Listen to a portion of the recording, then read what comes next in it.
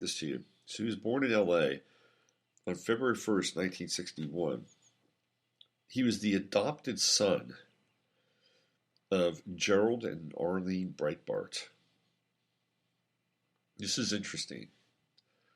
They were a restaurant owner and banker, respectively. So he comes from a banking family. He grew up in an affluent suburb of Brentwood, Los Angeles.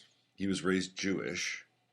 His adoptive mother had converted to Judaism after marrying his adoptive father. So we have the father being Jewish, the adoptive mother converting. Okay. Breitbart attended Hebrew school, had a bar mitzvah. He said that his birth certificate indicated his biological father was a folk singer. Okay, that's interesting, right? That's really interesting. Now, I can't prove any of this, but I bet that his parents knew his biological father. I think there was a deal in the works. That's my sense. So he has the protest genes of a folk singer inside of him. So here's the next paragraph. Andrew would remain proudly Jewish, although not always religiously observant. He would sing Hebrew songs at work while also teasing his Orthodox Jewish colleagues for keeping a kosher diet. Breitbart later said of his profession, "I'm glad I've become a journalist because I'd like to fight on the behalf of the Israeli people I adore and I love." While in high school, Breitbart worked as a pizza delivery driver. He sometimes delivered to celebrities such as Judge Reinhold. He earned a BA in American Studies from Tulane University in 1991, graduating with no sense of his future whatsoever. Okay, this goes on and on and on. He has an epiphany. He has his Damascus moment. And he started listening to Rush Limbaugh. He read Camille Paglia. He got his conservative bona fides intact. Then he saw the Drudge Report, and well, this is interesting. Let me read this. This skipped over here. It says Breitbart has been lauded for his role in the evolution of pioneering websites, including the Huffington Post, the Drudge Report, and more recently his big sites. Journalists such as Nick Gillespie and Connor Friedersdorf have credited Breitbart with bringing new voices to debates about politics and culture. Breitbart told Reason in 2004 that after feeling ignored by existing outlets, we decided to go out and create our own media. Described as a series of do-it-yourself demonstration projects and conversation pits, the Breitbart.com websites have been both criticized and praised for their role in various political issues. Breitbart has been recognized for adopting an inclusive stance with regard to LGBT participation in the conservative movement. He's also been credited with helping derail conspiracy theories about Barack Obama's citizenship. So who is really Andrew Breitbart? What kind of training did he have? How did he rise so quickly to prominence? Let me read a little bit more. Breitbart wrote a weekly column for the Washington Times, which also appeared at Real Clear Politics. Breitbart also co-wrote the book Hollywood Interrupted. Co-wrote, that's important. Insanity, Chic, and Babylon with Mark Ebner, a book that is highly critical of U.S. celebrity culture, which to this day has grown.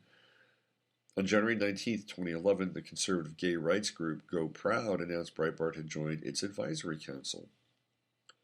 In April 2011, Grand Central Publishing released Breitbart's book, Righteous Indignation, Excuse Me While I Save the World, in which he discussed his own political evolution and the part he took in the rise of new media, most notably at the Drudge Report and the Huffington Post. In June 2011, Breitbart's websites broke the story that Congressman Anthony Weiner was sending women revealing photographs of himself. So here's how Breitbart.com gets started. During the stay in Israel, Breitbart and Larry Solov conceived the idea of founding Breitbart News Network with the aim of starting a site that would be unapologetically pro-freedom and pro-Israel.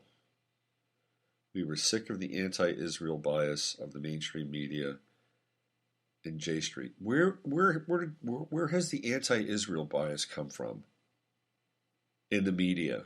I mean, I must be living on another planet. One night in Jerusalem, this is what Larry Solov wrote. One night in Jerusalem, when we were getting ready for dinner, Andrew turned to me and asked if I would departner from the 800-person law firm where I was practicing and become business partners with him. He said he needed my help to create a media company. He needed my help to change the world. We were blown away by the spirit, tenacity, and resourcefulness of the Israeli people on that trip. Andrew could be quite convincing, not to mention inspiring, and I decided right there and then to throw away my mom's phrase, a perfectly good, successful, and safe career in order to start a new media company with Andrew Breitbart. That's Larry Solov, Breitbart Times.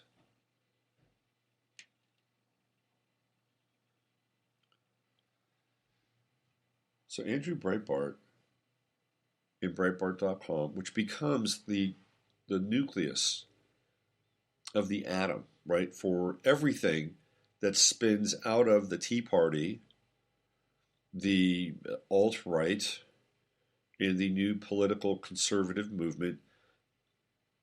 It all comes from Andrew Breitbart and his relationship with Israel. And that's where Breitbart.com has started. Netanyahu's involved. So here we have this kind of other arm of the deep state. It cannot be underestimated. It has to be expurgated and looked at. It's just the way it is. And through this, we have the election of Donald Trump. Without Breitbart, I'm telling you right now, there's no Donald Trump. Not the Donald Trump that gets elected. We still have a Donald Trump, but he's probably still doing The Apprentice. Breitbart.com was a huge vehicle in electing Donald Trump. Breitbart.com gave us Steve Bannon, who is now in the White House, helping create policy. So if this is the case, if Andrew Breitbart was deeply wedded with Israel and inspired by them and inspired by their tenacity, and even having offices in Tel Aviv with Breitbart.com, why is it that he was killed? And I've looked into this, and it feels like he's gone. He's dead.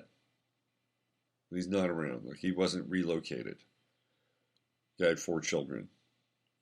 He was married to Susanna Bean, which is another interesting connection. She is the daughter of Orson Bean, and Orson Bean was an actor, comedian, writer. He was also a dyed-in-the-wool socialist. He wrote for the Detroit Free Press. He was a good old lefty, and so his daughter married Andrew Breitbart. So he was kind of wed into another political arm of this country in an interesting kind of way. So why was he killed? If he was connected up to really a significant power base, and a power base that I believe is part of the deep state, why would he be singled out for removal? Well, it's because the deep state is not just one entity. This is what I'm uncovering here. This is what I'm piecing together. It's not just one entity. There are different factions of the deep state that have singular relationships that are, for them, at times interrelated, and at other times they're in conflict with one another. Now, somebody could say that this is, kind of the definition of the Illuminati, which I'm not a big Illuminati guy, although I believe it exists. I think it's code word for something else. But inside the deep state, there's another faction, which I've been talking about, which is the neoliberals. And the neoliberals are on the cultural Marxist side. And then you have the neo-fascists, who are on the alternative, the neocon, the Zionist side. And these guys basically were neoliberals in the 1960s, and then they kind of jumped ship. They saw Reagan coming, and they jumped ship, and they became, from being neoliberals to neocons or neoconservatives. And the neoliberals are part of the deep state as well. Because whoever has the connection to the intelligence agencies, whether it's through power in presidency in the United States, or through money and corporate espionage, corporate relationships, they're the ones that tap into the intelligence. This is what happens. So the deep state is not just one thing. It is different factions who are able to essentially use the intelligence agencies almost as if they're contractors to promote their agenda. And what we're seeing is an agenda that is at times working together but also in conflict, because they represent two social models. And we go back to World War II, and what did we have during World War II? We had the Soviets, who were the Marxists, and then we had the fascists, and they were both created by the same group.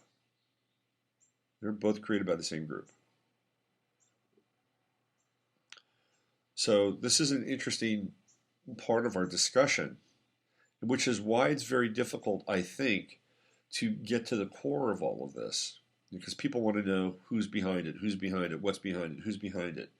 You know, give me 3 or 4 people, give me the council of 300 or whatever they are. You know, let's root them out, let's find out, let's get to the core. It's not that easy, because it's almost like in different franchises that are tapped into a resource pool. And what we're seeing now is this disruption and eruption of the deep state. Now, I don't know how much we're being given around the WikiLeaks Vault 7 stuff and how real that is. I'm not even sure Julian Assange is around anymore. I think that interview he did with Sean Hannity was pure bullshit. He was not in the embassy. You know, that was a total green screen deal. He wasn't with him. So we have to be, again, incredibly discerning with what we're hearing and reading and taking in. This is really important. It's very important.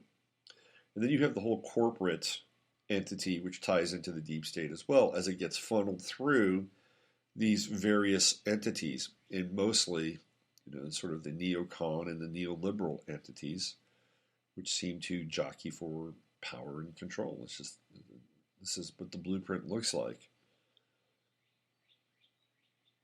And then through that, they have things like Davos and the G8, the G20, where the policies are created for the next 20 years.